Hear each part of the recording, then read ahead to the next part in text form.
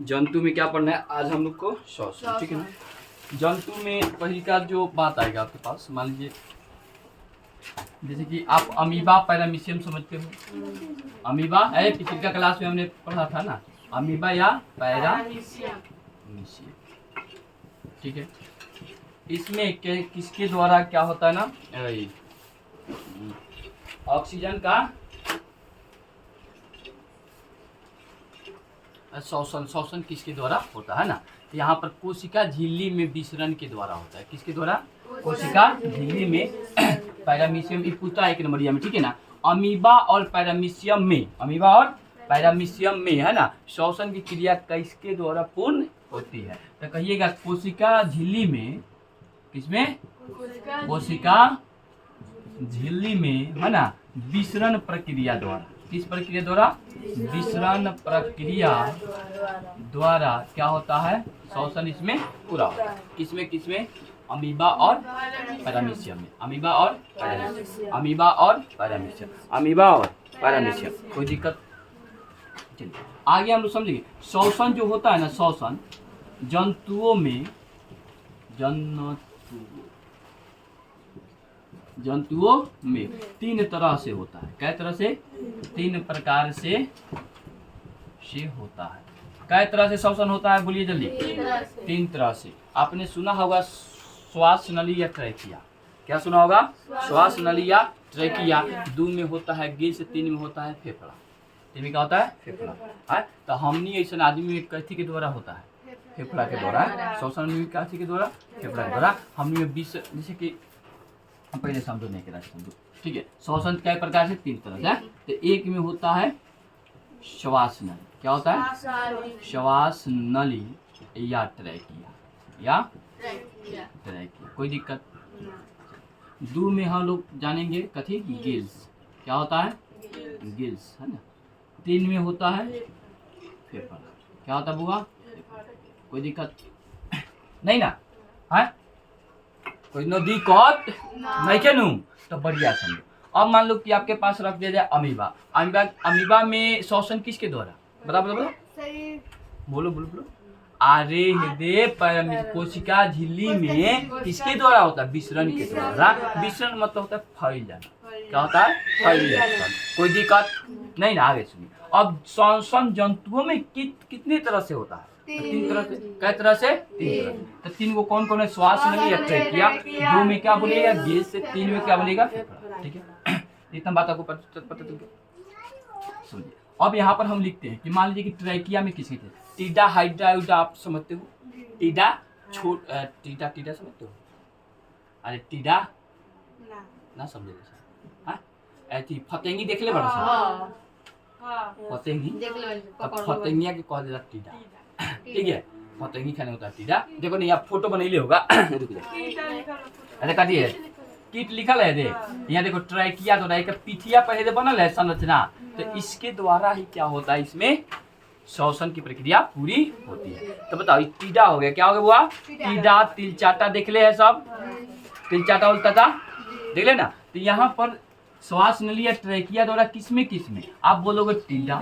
क्या बोलोगे? टीडा, है ना। या तिलचट्टा। क्या बोलिएगा? तिलचट्टा। ठीक है, तिलचट्टा। इसमें क्या होता है? किसके द्वारा? तो श्वास नली या ट्रैकिया के द्वारा होता है। अभी श्वास नली या ट्रैकिया होता कहाँ है? तो सुनिए, मान लीजिए ये कोई कीट हो गया, समझिए तरीके से। अरे मछली खाली नहीं बना रहे, समझ नहीं, क्योंकि ये अमूली हो गया है ना। यहाँ पर तरह तरह की संरचना है ना, बात समझ गया। ये कोई कीट हो गया, तो कीट में क्या होता है ना, यहाँ पर संरचना बनी हुई होती है। ठीक है, यहाँ पर क्या होती है? संरचना खुली संरचना बनी हुई होती है, जिसके द्वारा मान लीजिए क्या होता है, यहाँ मान लीजिए ट्रैकिया है। क्या है? ट्रैकिया, है ना। तो ट्रैकिया द्वारा क्या किया इसने? बोलो, शोषण किया, है ना। और या इसमें होता है श्वास रंध्र। श्वास रंध्र होता है, बात समझ रहे हो? तो श्वास रंध्र के द्वारा ये क्या करता है? यहाँ से ट्रैकिया द्वारा क्या करता है? सांस लिया और श्वास रंध्र के द्वारा उसको निकाल देता है। किसके द्वारा निकाल देता है? श्वास रंध्र के द्वारा। बात समझ, किसके द्वारा निकाल देगा? श्वास रंध्र के द्वारा। बात है ना। तो आपसे पूछेगा, ये 1 नंबरियम चाहे 2 नंबरियम, 1 नंबरियम पूछता है कि बताइए टिड्डा में किस तरह का शोषण पाया जाता है? किसके द्वारा श्वसन होता है बताइए। किस तरह ट्रैकिया दे देगा या श्वास नली, चाहे श्वास नली या ट्रैकिया दोनों एक के में देता है, श्वास नली और ट्रैकिया एक में देता है, कोई दिक्कत नहीं ना। हाँ तो बताओ तिल चट्टा टीडा में किसके द्वारा, श्वास नली या ट्रैकिया, ठीक है।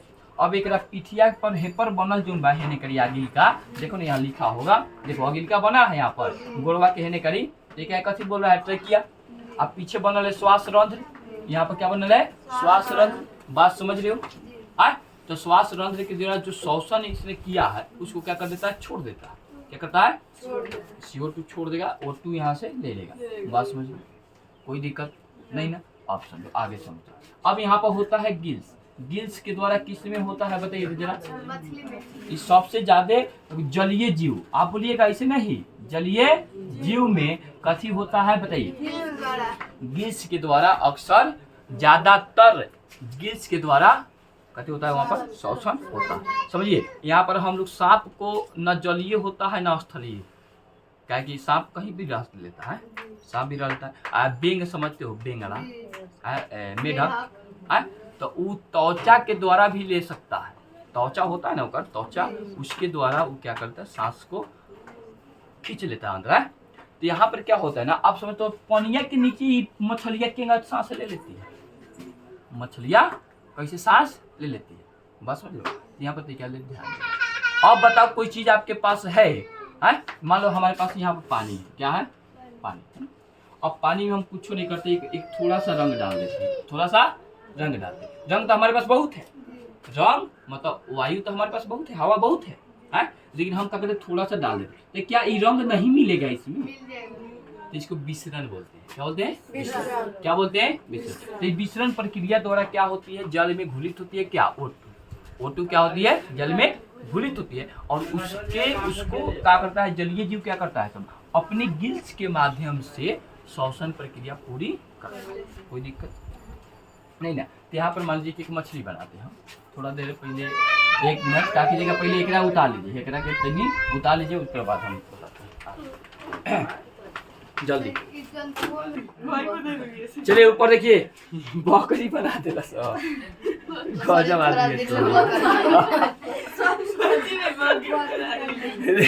तो टिड्डा बनाना था, कीट बनाना था, बकरी कैसे बना दिले, बकरी ओकरी में ये सब फेफड़ा के द्वारा होता है ना। चलो आज हम लोग गिल्स पढ़ते हैं बढ़िया से, ठीक है। ये फेफड़ा कथी में, बड़का बड़का जंतु में फेफड़ा द्वारा होता है, ठीक है। मछली हम लोग बनाते हैं, मछली कैसे बनाया जाता है, वो केकरा बनाया है, चोइटा बनाया जाए,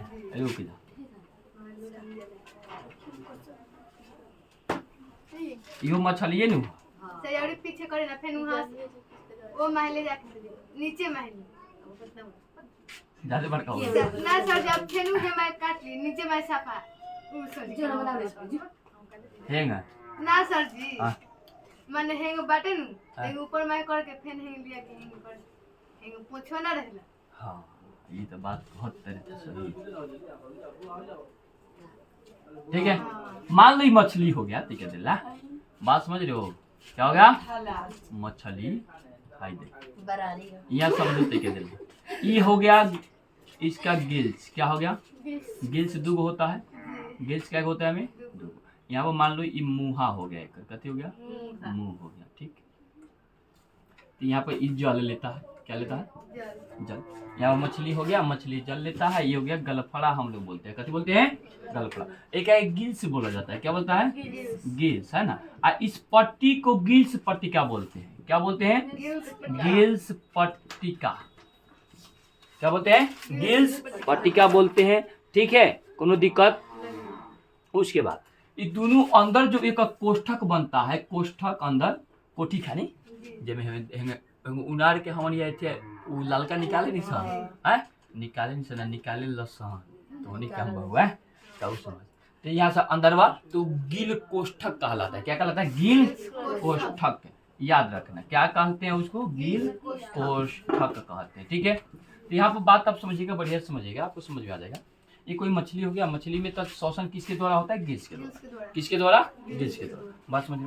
तो गिल्स के द्वारा क्या करता है, उसकी गिल पट्टिका किसे कहते हैं, गिल पट्टिका मतलब गिल्स से जो बना रहता है हाई वाला पट्टिया, ओकरे के ऊपर का, अरे ऊपर का चिकन का खानी होला, खूब चिकन देखिए, खूब चिकन होला, तो कहे उदाहरण जाए वो अनेक है, वो गिल्स पट्टिका कहलाता है। क्या कहलाता है, गिल्स पट्टिका। बस समझो। अब गिल्स कोष्ठक किसे कहते हैं, अंदर वाला जो भाग रहता है गिल्स पट्टिका के अंदर वाले भाग को गिल कोष्ठक बात करते हैं। तो ये बताओ गिल्स के द्वारा कथी में श्वसन, तो जलीय जीव याद रखिएगा। 1 मिनट, आपके पास आपने सुना होगा उनमें कुछ जलीय जीव में, जैसे झींगा नाम सुना है?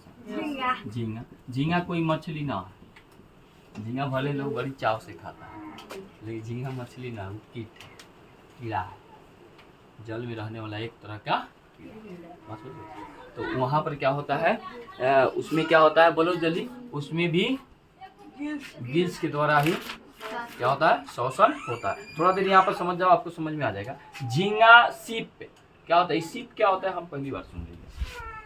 क्या सीप क्या होता है, सीप है ना, में जलीय श्वसन गिल्स के द्वारा ही होता है।